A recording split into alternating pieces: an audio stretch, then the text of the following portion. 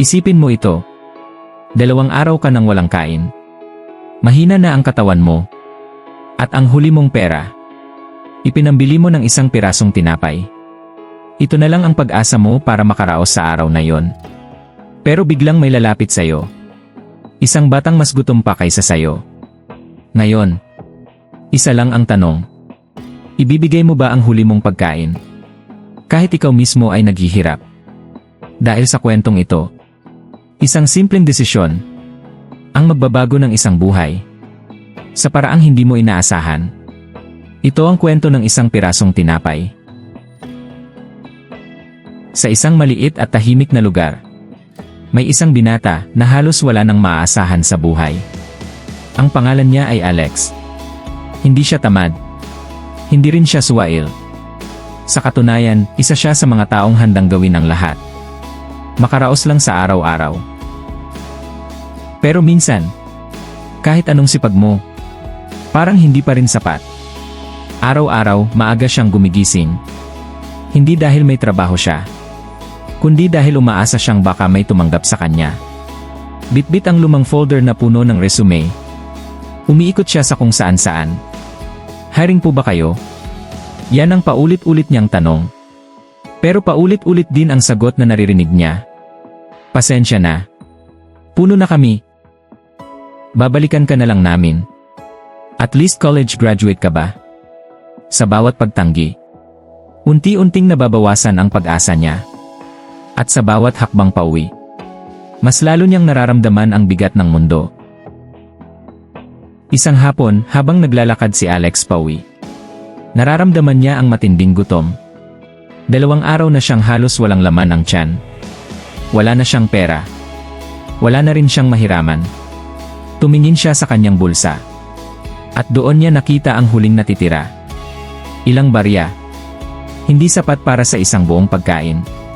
Pero sapat para sa isang simpleng tinapay. Huminto siya sa isang maliit na tindahan sa gilid ng kalsada. Ate, magkano po to? Tanong niya habang nakatingin sa tinapay. 15 piso, sagot ng tindera. Binilang niya ang barya sa palad niya. Sakto. Iniabot niya ang pera. At tinanggap ang tinapay. Na parang ito na ang pinakamahalagang bagay sa mundo niya sa sandaling iyon. Habang naglalakad siya pauwi, mahigpit niyang hawak ang tinapay. Hindi pa niya ito kinakain. Gusto niyang sulitin ang bawat kagat. Gusto niyang maramdaman kahit papaano na busog siya. Pero habang naglalakad siya sa isang madilim na eskinita, may napansin siya. Isang batang nakaupo sa gilid ng kalsada. Payat. Marumi ang damit. At halatang gutom na gutom. Tahimik lang itong nakatingin sa kanya. Walang sinasabi. Walang hinihingi. Pero sapat na ang mga mata nito para sabihin ang lahat. Huminto si Alex. Saglit siyang napatingin sa hawak niyang tinapay. At saka sa bata. Biglang pumasok sa isip niya ang sarili niya. 2 araw na akong hindi kumakain, bulong niya sa sarili. Hindi ko kayang ibigay ito. Huminga siya ng malalim. At nagpatuloy sa paglalakad. Pero hindi siya mapakali. Sa bawat hakbang niya, parang may bumibigat sa dibdib niya. Parang may kumukurot sa konsensya niya.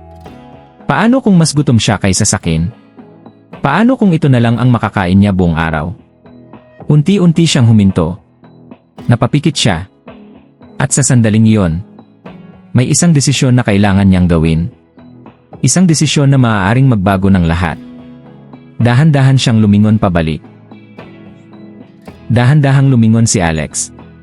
Nakaupo pa rin ang bata sa gilid ng kalsada. Tahimik. Hindi gumagalaw. Pero ang mga mata nito, parang humihingi ng tulong kahit walang sinasabi. Napahigpit ang hawak ni Alex sa tinapay. Ramdam na ramdam niya ang gutom sa kanyang tiyan. Parang sumisigaw ang katawan niya. Kainin mo na yan. Pero may isa pang boses sa loob niya. Mas mahina. Pero mas malalim. Paano naman siya? Unti-unti siyang lumapit sa bata. Hay, kumain ka na ba? Mahina niyang tanong. Umiling ang bata. Walang salita. Pero sapat na ang sagot. Napatingin si Alex sa tinapay sa kamay niya. Ito na lang ang meron siya. Ito na lang ang pag-asa niyang makaraos ngayong araw. Pero sa harap niya ngayon, may isang batang mas walang-wala kaysa sa kanya. Napapikit si Alex. Parang huminto ang mundo sa sandaling iyon. At pagkatapos ng ilang segundo, dahan-dahan niyang iniabot ang tinapay. O sayo na ito. Napatitig ang bata sa kanya. Parang hindi makapaniwala.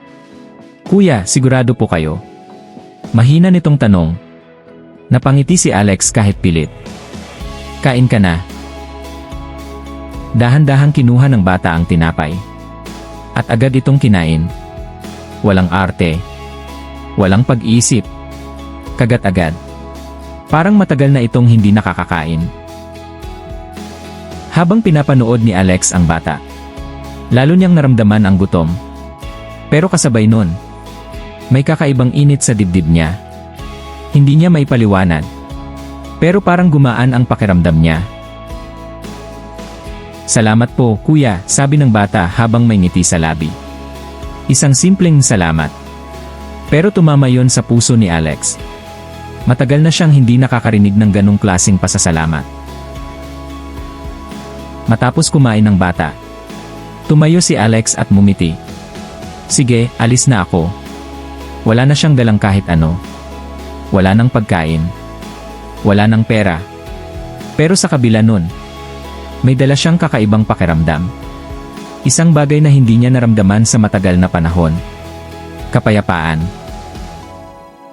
Kinagabihan, umuwi si Alex sa maliit niyang inuupahang kwarto. Tahimik. Madilim. Halos walang laman. Humiga siya sa kama. At doon niya muling naramdaman ang gutom. Mas matindi na ngayon. Napapikit siya habang hawak ang tiyan. Siguro, mali yung ginawa ko, bulong niya. Paano ako bukas? Walang kasiguraduhan. Walang plano. Tanging pag-asa lang na baka may magbago.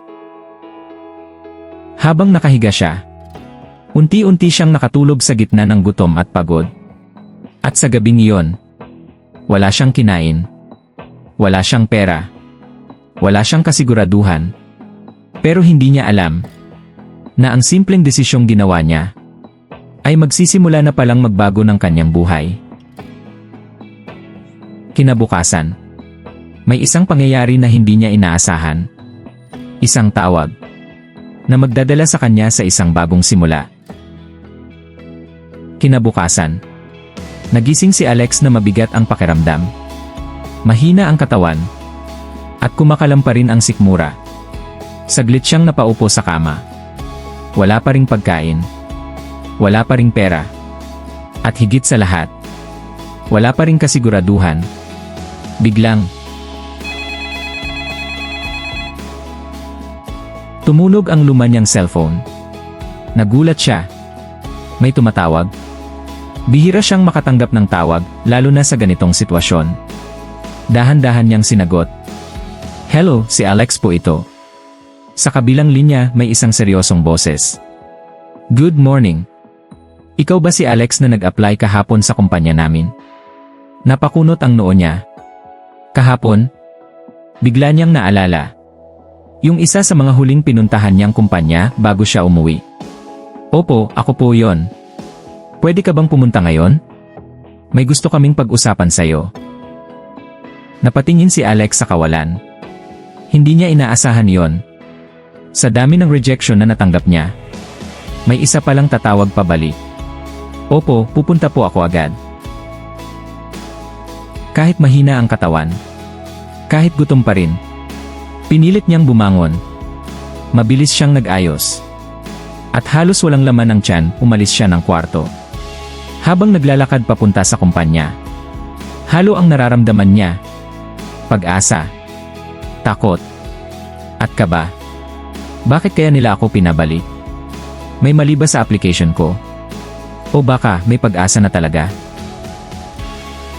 Pagdating niya sa opisina, pinapasok siya sa loob. Tahimik, malinis, ibang-iba sa mundong nakasanayan niya. May isang lalaking nakaupo sa harap ng mesa. Mukhang may posisyon. Mukhang importante. Alex, tama? Tanong nito. Opo, sir. Umupo ka. Umupo si Alex at kinakabahan nito. Tahimik sandali. Tinitigan siya ng lalaki. Parang may sinusulat. Hanggang sa bigla itong nagsalita. Alam mo ba kung bakit ka namin pinabalik? Umiling si Alex. Hindi ko po alam, sir. Bahagyang umiti ang lalaki. Kahapon may nagsabi sa akin tungkol sayo. Napakunot ang noo ni Alex. Po. May batang lumapit sa amin. Biglang bumilis ang tibok ng puso ni Alex. Sinabi niya na may isang lalaking kahit gutom. Ibinigay pa rin ang huli niyang pagkain. Natahimik si Alex. Hindi siya makapaniwala. Ang batang yon. Anak ko. Parang huminto ang mundo. Hindi makapagsalita si Alex. Yung batang tinulungan niya. Anak pala ng taong nasa harap niya ngayon. Hindi ko alam ang buong kwento, sabi ng lalaki. Pero isang bagay ang sigurado ako. Tao kang may malasakit. At sa kumpanyang ito, mas mahalaga iyon kaysa sa kahit anong diploma. Napatingin si Alex. Hindi niya alam kung ano ang sasabihin. Kaya gusto kitang bigyan ng pagkakataon. Tinatanggap ka na namin. Parang nanlambot ang tuhod ni Alex. Sir, totoo po ba? Ngumiti ang lalaki. Simula ka na bukas. Hindi napigilan ni Alex ang sarili niya. Napaluha siya. Hindi dahil sa pagod. Hindi dahil sa gutom. Kundi dahil sa wakas. May nagbago na. Paglabas niya ng opisina, napatingala siya sa langit. Kahapon, wala siyang kahit ano. Ngayon, may trabaho na siya. May bagong simula. At lahat ng iyon, nagsimula sa isang pirasong tinapay. Naalala niya ang bata. Yung simpleng salamat. Yung ngiti. Hindi niya inakala. Nababalik iyon sa ganitong paraan. At doon niya naintindihan. Minsan, hindi mo kailangang maging mayaman para tumulong. Hindi mo kailangang magkaroon ng sobra. Dahil minsan, kahit yung kaunti mong ibinigay, yun pa ang magbabalik sa iyo ng sobra-sobra. Kung umabot ka sa dulo ng kwentong ito, maraming salamat. At kung nagustuhan mo ang kwentong ito, huwag kalimutang i-like at i-subscribe ang channel na Anonymous Pinoy Stories.